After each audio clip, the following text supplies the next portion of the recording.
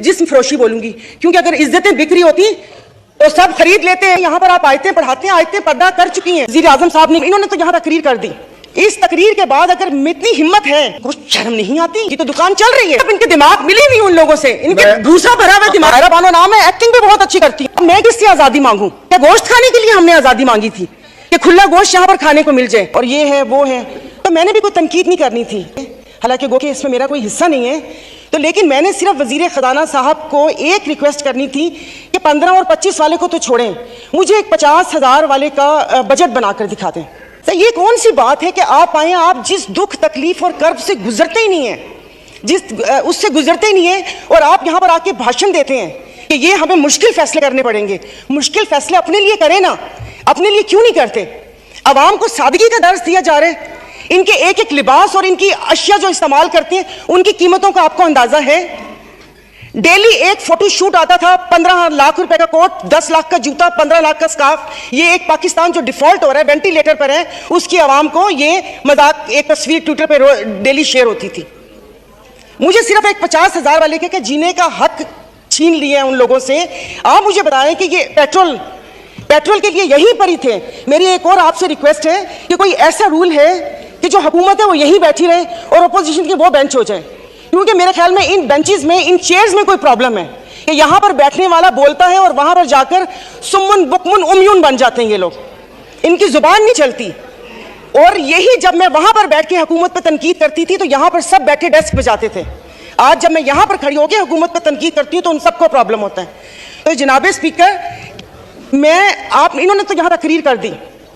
इस तकरीर के बाद अगर इतनी हिम्मत है, कल मैं एक ग्रोसरी शॉप तक गई थी, वो भी कोई F6 नहीं गई थी, यहाँ कोई चाइना मार्केट के पीछे कोई दुकान है, वहां पर जाकर आप लोगों की तकलीफ, उनकी आंखों से उनका अंदाजा लगा ले। मुझे यहाँ पर कल ये करंट डेफिसिट और खुदा जाने क्या क्या बता रहे थे। मैं या आप अपने हल्के में जाकर किसी गरीब आवाम को क्या इनको करंट डेफिसिट बताएंगे कि हमारी अय्याशियों से तुम लोग इस साल तक पहुंचे हो, अब तुम ही लोगों को बर्दाश्त करना पड़ेगा, ये कुर्बानी तुम लोगों को देनी पड़ेगी। लेकिन फिर मैंने सोचा कि कुर्बानी तो हलाल जानवर की जायज़ है, इसमें हम हलाल हैं, जिनकी कुर्बानी नहीं है उनकी कुर्बानी जायज़ नहीं है। अब आप देख लेंगे कि यहां पर उठते ही जो बोला था, मैं आज इस फोरम पे अपनी पार्टी की तरफ से, मुस्लिम लीग फंक्शनल और सदर पीर पगारा और सदरुद्दीन शाह की तरफ से मैं आप बिलावल साहब को मैं दावत देती हूं कि आप सिंध से महंगाई मार्च शुरू करें, हम आपके साथ हैं। और मैं अपने एमक्यूएम के भाइयों को भी कहती हूं कि वो वहां से यहां आए थे ना कि महंगाई है, तो ये वक्त है अपनी महाजर कौम के सारी गिले दूर करने का, कि तब भी आप लोगों के साथ थे महंगाई के लिए और आज भी इस हुकूमत को लात मारी है इस महंगाई की वजह से। लेकिन हम यहां पर बैठ के सिर्फ बातें करेंगे। यहां पर मेरी कुछ मेंबरान से बात हुई है, नाम नहीं लूंगी मैं। एक से मैंने कहा कि कल तुम डेस्क तो ना बजाते, सुन ली थी तकरीर, कहता गरीब पैदा क्यों होता है, गरीब का कसूर है। इधर किसी ने मुझे बोला कि मुसलमान को सब्र और शुक्र का दर्स दिया गया है, सब्र शुक्र करें, पूरी दुनिया में महंगाई है। मैं टिम हॉर्टन्स और क्या कहते हैं PSL का मैच देखने वाले और कराची दो दरिया में खाने वालों की बात नहीं कर रही, मैं उसकी बात कर रही हूँ जिसके 5-5 बच्चे और एक बाइक है, वो पेट्रोल भरवाएगा, दवाई लेगा या क्या करेगा। इन्होंने यहाँ पर वो कहते हैं ना कि शहद में घोल घोल के यहाँ पर सारा ये बजट बता दिया। मैं वैसे लिखा हुआ पढ़ नहीं सकती इसलिए कि उसमें जज्बात नहीं होते, वो रीडिंग होती है। जैसे कल परसों ये वजीर खजाना आके बिना जज्बात के यहाँ पर आकर कागज पढ़ के और ये जा और वो जा दूसरे के ऊपर, और पीछे यहाँ पर बैठे हुए सारे पीछे डेस्क बजा रहे थे कि उसने वो कर दिया, क्योंकि इनकी तो दुकान चल रही है। मैं उस दिन नहीं थी, मैं उनको खराज तहसीन पेश करती हूँ मुफ्ती अब्दुल शकूर को कि जिन्होंने एटलीस्ट इन 2 वजारतों के कपड़े उतार कर हम लोगों को दिखाए। ये ऐसे नहीं होगा। मुझे बताएं कि वो आवाम ही रहेंगी तो आप लोग हुकूमत किस पे करेंगे। और बिजली की बात कर रहे हैं तो आप मुझे बताएं कि IPPs के मुआहदे किसने किए थे। IPPs के मुआहदे तो इन्होंने किए। स्पीकर साहब, आपकी तवज्जो चाहूंगी, 75 करोड़ आवाम के खून पसीने और टैक्स की कमाई से हम यहाँ पर तकरीबात कर रहे थे। और मजे की बात है, प्लीज, मतलब मैं बहुत आराम से बात करूँ, कोई डांस नहीं करूंगी, कि अभी आइन की तकरीबात का आगाज हुआ है। क्या आइन के आर्टिकल 3 आई थिंक 27 या 35, 36 आगे, क्या उस पर यह रियासत पूरा उतरती है? क्या हमारी जानो माल की हिफाजत है यहाँ पर? हमें बुनियादी सहूलतें मुयस्सर हैं यहाँ पर? मतलब हम लोग इतने नाक के पक्के हैं कि उसमें वो करके आइन की बात कर रहे हैं। और ये हालात इस नहर तक ना पहुंचाएं कि हम अपनी बड़ों की कुर्बानियों को बेफजूल समझें, क्योंकि गोरे से तो लेके रहेंगे पाकिस्तान, ये नारे लगाकर हमने आजादी तो ले ली, अब मैं किससे आजादी मांगू? क्या गोश्त खाने के लिए हमने आजादी मांगी थी कि खुला गोश्त यहां पर खाने को मिल जाए? उसके अलावा तो कुछ भी नहीं है। اور مجھے معاف کر دیجیے گا کہ اس کشمیر والے دن میں یہاں پر نہ وزیر اعظم تھے، نہ وزیر خارجہ تھے، نہ دفاع منسٹر تھے، اور یہ یہاں پر کشمیر کا وہ ہو رہا تھا. اور جو مودی کی کہانی سنا رہے تھے، مجھے تو ایک سیکنڈ کے لیے میں تو اس وقت آئی تھی، میں سمجھی کہ آپ شاید یہاں کے حالات سنا رہے ہیں. ملک کو پتہ نہیں آپ لوگوں نے کہاں سے کہاں پہنچا دیا.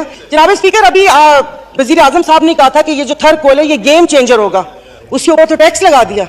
وہ کیا گیم چینجر ہوگا؟ جناب اسپیکر، یہ ایسی بات کرتے ہیں. یہاں پر اب میں سائرہ بانو نام ہے، ایکٹنگ بھی بہت اچھی کرتی ہوں.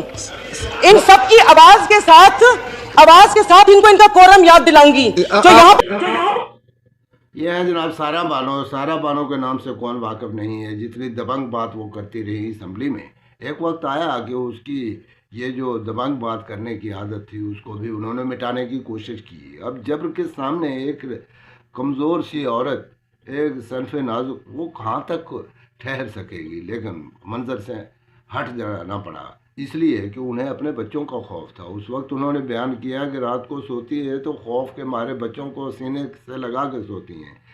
اگر گروسری لینے جاتی ہیں تو انہیں احساس ہوتا ہے کہ میرے ساتھ جو ڈرائیور جا رہا ہے، اگر یہ 30,000 روپے میں اپنا گھر چلا رہا ہے تو جب میرے شاپنگ کروں گی اور کھلا سامان لوں گی، زیادہ قیمتی شاپنگ ہوگی میری، تو اس کے احساسات کیا ہوں گے، اس پہ کیا بیتے گی کہ یہ جن کا میں ملازم ہوں وہ کیا کھاتے ہیں اور میرے بچے کیا کھاتے ہیں. اللہ تعالیٰ نے جب تخلیق کیا تو سب انسانوں کو برابر پیدا کیا ہے. بچے تو ایک جیسے ہوتے ہیں، سبھی کے بچے، سبھی کی عزتیں سانجھی ہیں اصول کے مطابق. لیکن یہاں تفریق اس قدر ہو گئی کہ جو اقتدار میں چلا گیا اس کی تو پانچوں گھی میں ہے، اس کی اپنی مرضی، وہ جو بھی کرے، وہ جتنے بھی اخراجات کرے، جتنے بھی وہ اللہ تللے کرے، انہیں روکنے والا کوئی نہیں ہے. لیکن آزادی اور خود مختاری یا آزادی اظہار کی کو بات کرے، اپنے حقوق کی کو بات کرے، ہونے والے ظلم پہ کوئی آواز اٹھائے تو اس کی زبان گدی سے کھینچ لی جاتی ہے. یہ کہیں ایک پاکستان میں نہیں ہو رہا،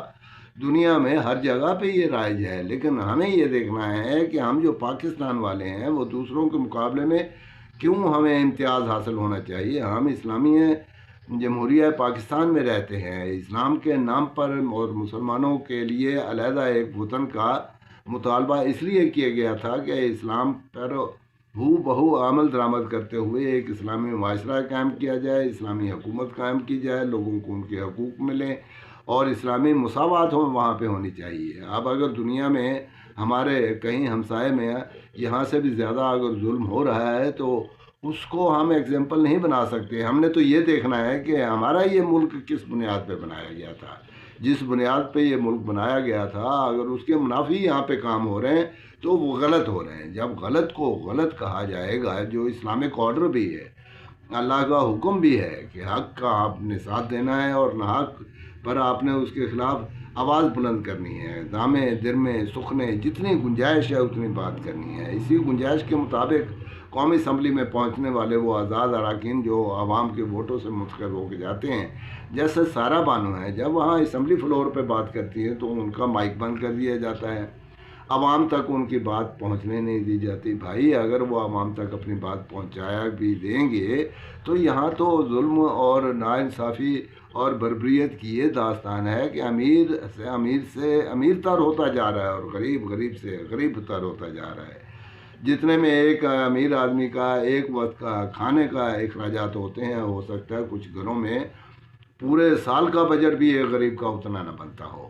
اب یہ جو 5 اسٹار ہوٹلوں میں جا کے رہائشیں رکھتے ہیں یا وہاں پہ کھانے کھاتے ہیں، اپنے شادی اور جو مہندی وغیرہ کی رسوم ہے اس پہ کروڑوں اربوں روپے خرچ کر دیتے ہیں. اس کے مقابلے میں ایک غریب کسان جو سارا دن محنت مزدوری اپنے کھیت میں کرتا ہے، ایک مزدور جو کارخانے میں سارا دن خون پسینہ ایک کرتا ہے اور شام کو جا کے اپنے بچوں کو جب دیکھتا ہے تو ان کو جو ہے نا ضرورت کے مطابق فوڈ نہیں مل رہا ہے، وہ افورڈ ہی نہیں کرتا ہے.